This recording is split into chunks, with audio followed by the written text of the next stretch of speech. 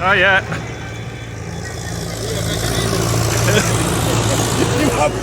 Oui, c'est notre ami, c'est le plus petit.